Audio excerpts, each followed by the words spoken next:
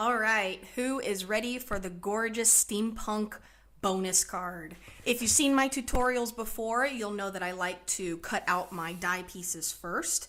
So we're gonna go ahead and do that and cut out all of our little gears.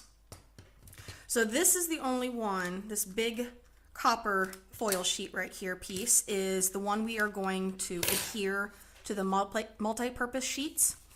So after you have cut a sheet that is, this is just the edge, so it doesn't matter. After you've cut a sheet that is equal to it, then you're going to go ahead and peel off the one side.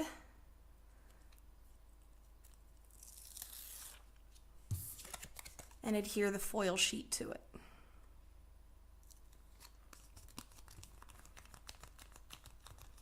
There we go. All right, so this long sheet right here will cut out the big one, the 3 gears, and then this one right here. All right, obviously it doesn't have to be exact this one. This is the one I use. It's the one I'm going to use again. If you want it to be another one, you can, but this is the one we're going to use today. So I'm going to go ahead and cut these out with the big shot.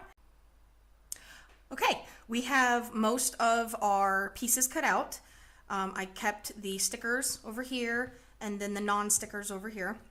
I wanted to say that because I chose these gears to be the non-stickers, I will point out later, but it's mainly so that we can add on the top layers of the gears.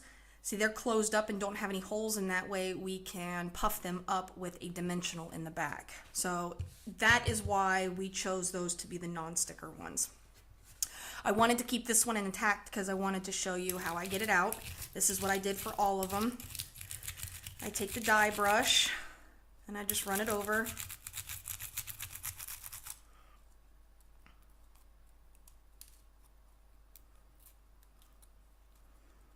Alright, and then that's going to puff it out in the back. And then I took the take your pick tool, and that's how I punched it out.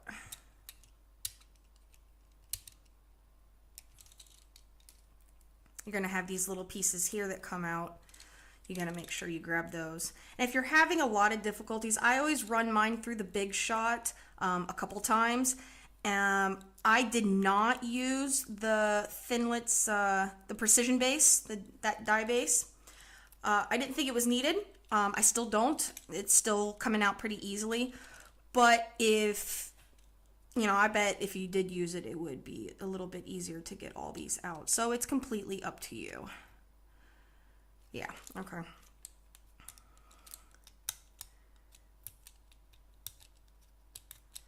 There we go. There we go. And then it just comes apart like so. Don't worry about seeing the sticker in the back. Once we peel that off, it's all going to come off with it, so it's not that big of a deal. Just make sure your holes are open.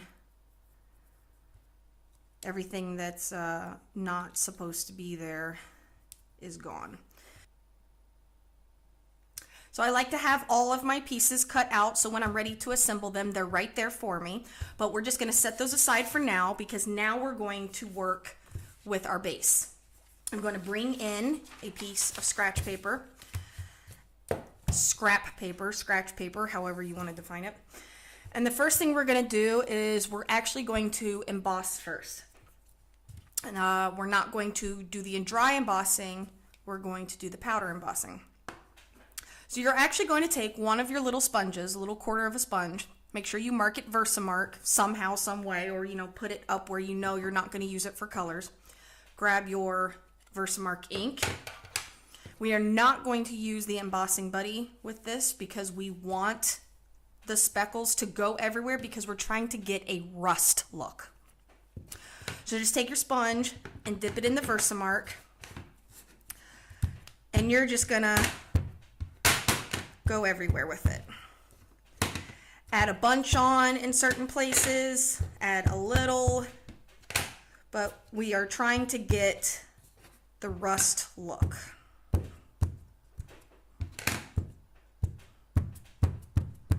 Okay.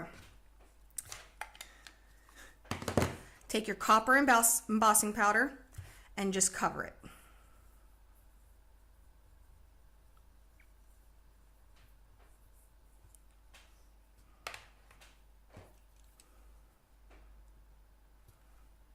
I use the take your pick tool to lift it up.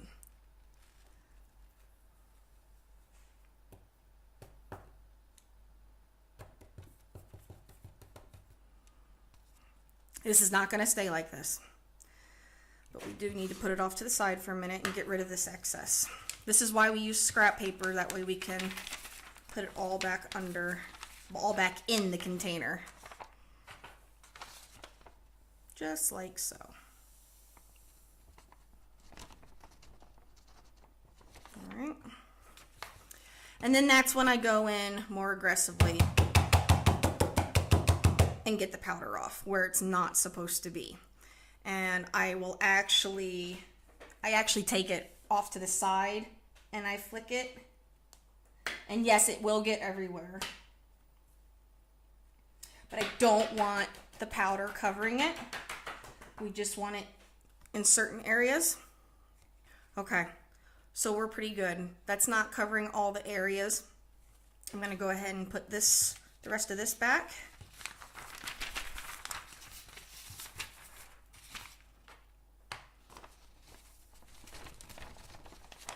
And I'm not going to emboss on camera because it's really loud and it kind of distorts the sound. So I will be right back. All right, I think this one actually turned out better than my sample. This one has a lot on it. I was very scared before of putting too much on, but I really like this look. It's very rusty, very rustic. So I'm very excited to now do the dry embossing. All right, so now I'm going to show you how to make your sandwich. So we can get the dry embossing. If you can see back here, it's basically the same gears that we have right here, but it's embossed, dry embossed into the paper, and that's the technique we're going for. So I'm going to show you how to make the sandwich, but I'm not going to bring the Big Shot up here because it'll make the table shake, and yeah. All right, so we're going to start with the Big Shot platform. Then you're doing a standard cutting mat. You have the die with the cutting part up, facing up. That goes next. Then your cardstock piece facing down. And I'm going to offset this a little bit because we're going to come back in and we're going to do it another time down here to cover the whole area. All right, so it's right about there is where I want it. And then you're going to take your blue silicone sheet and lay it over. And then you have the white mat. All right, that's how you make this sandwich. All right, I'll be right back with the finished piece. I think this is turning out better than my first card. I actually ended up running it through 3 times. This was the first one we did, and then I did a second one up here, if you can see it, and then I did a little itty bitty one down here because I wanted to close in one of these corners. Now I didn't close in this corner because I didn't want to put too much, but I did do a little bit down here. So there is our rusted background piece. All right, now we're gonna go ahead and affix our ribbon. All right, so this is how I did this. I'm gonna bring in another scrap piece of paper here.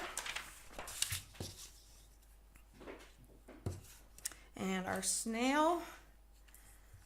And I went ahead and snailed one of the ends of the ribbon and kind of wrapped it around over here, down at the bottom. All right, and then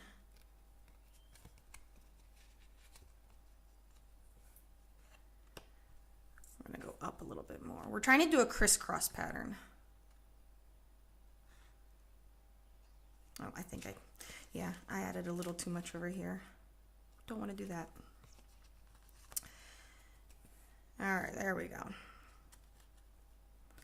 All right, and then we just add the remaining snail over here and make sure it's tight and wrap it around.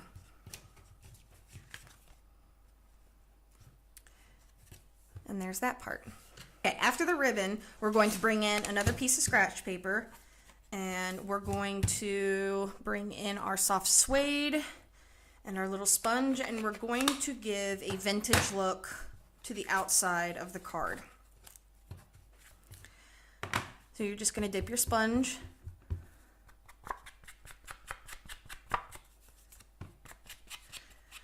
use this technique a bunch, and I absolutely love it. Always start out with a little bit. You can always add more, but you can't take it away. So dip lightly and work all the way around.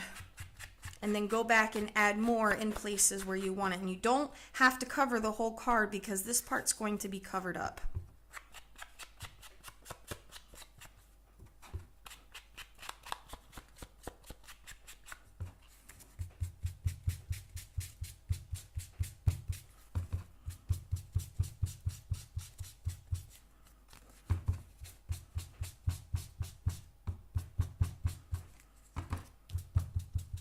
All right, there we go. I'm going to set this off to the side. Now, I'm going to bring in our back piece. All right, and I already put snail on the back. All right, I put a bunch on because of the embossing, all the little nooks and crannies. We want it to make sure it sticks onto the card. All right.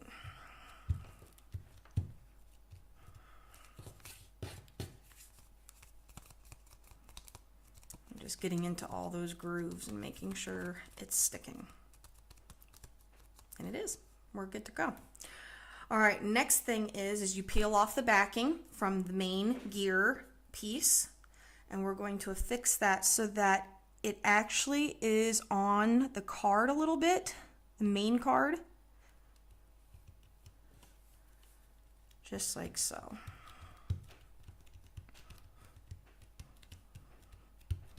Okay. And then the only one else I'm going to affix right now is the little one in the corner, because this will actually be underneath our sentiment. There we go. All right. Set this aside for now. And we're going to go ahead and start on our sentiment.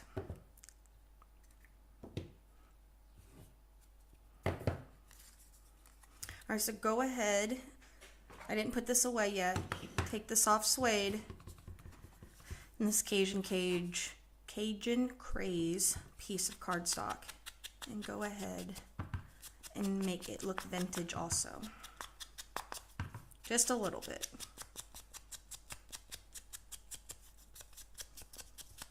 That's good.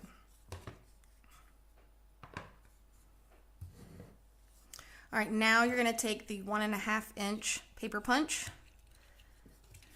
and we're going to go in and cut the corners. You're only going to go in just a little bit. Hopefully you can see that.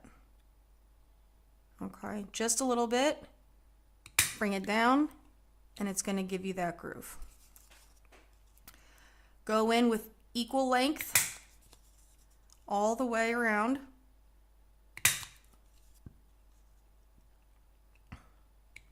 And you're going to do that with the gold foil sheet as well.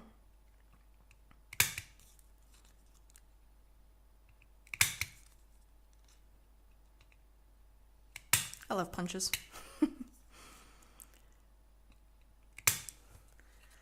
Tiniest thing can make the biggest difference. Look how cute. All right. And then the same goes for the Very Vanilla. Couldn't think of the word.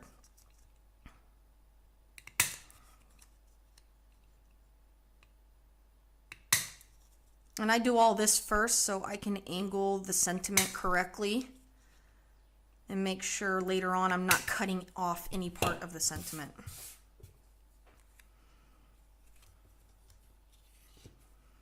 All right, so we have I'm So Glad You Are Part of My Story. This is a celebration set currently out. If you do not have this set, use another sentiment. It works the same. You're just going to have to alter your dimensions with your matte pieces here.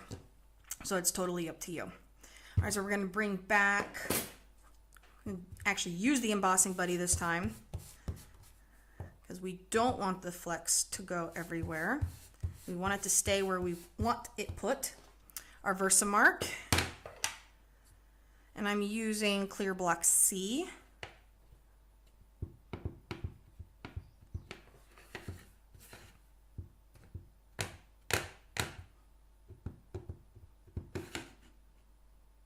Perfect. All right, angle it right in the middle. Press down. There we go. Now take your embossing powder. Little fuzzies.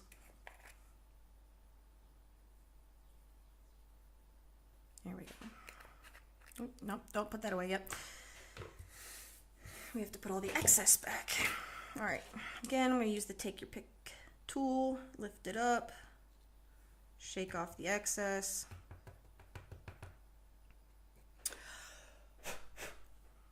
And that looks good. I'll put this off to the side for a minute and put the rest back where it belongs. Oh, my table's a little sticky.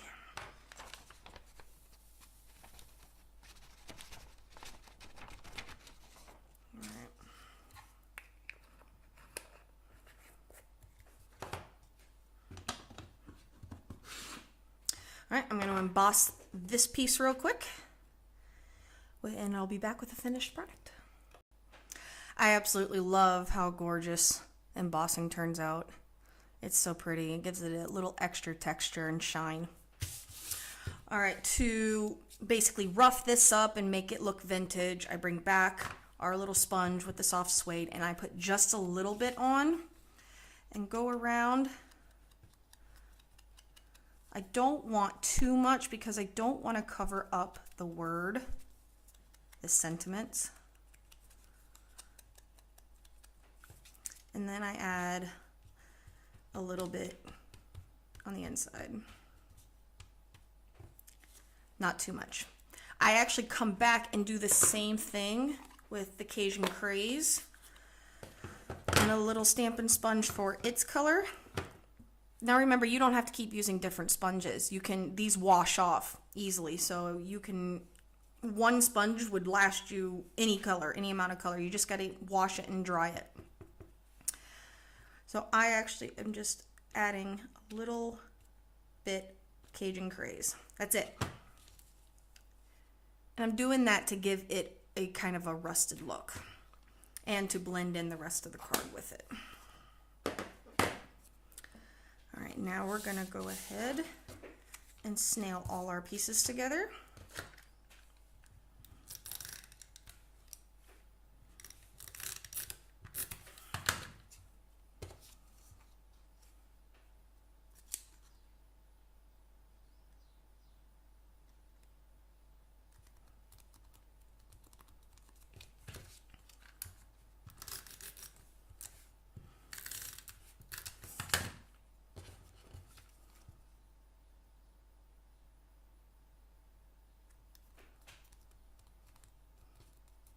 All right, there's our finished sentiment. On the back, I'm going to put some dimensionals.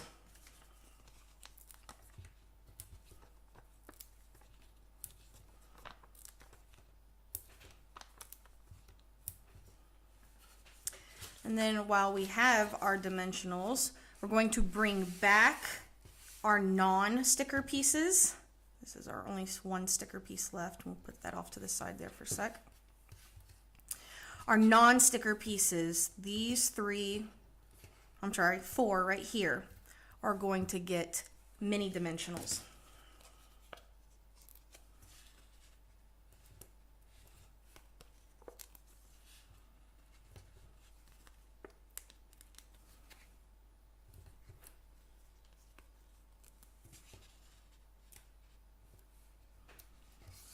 Okay. All right, time to assemble the whole card. This is how far we've gotten so far. going to go ahead and put our sentiment down. Take the backings off here. And then add it right here in the corner.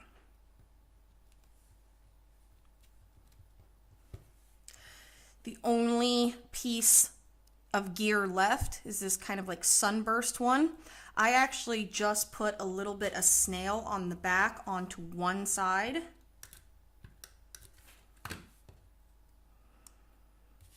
And then I just hang it off the edge. Make sure not to cover up the words. So that's what I did with that one. Our last sticker piece, right here. This gear goes over top of it, right like so. And then these three pieces will go on top of our big gear to kind of make it look like a working cog.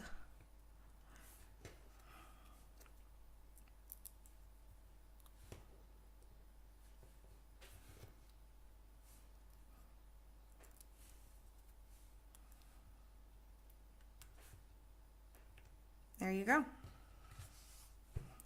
And that is the finished card. That's our steampunk card. Now, when you want to go and write something inside, you just make your mat for however size you want on very vanilla and decorate it if you'd like. And that's all there is to it. Thank you for joining me.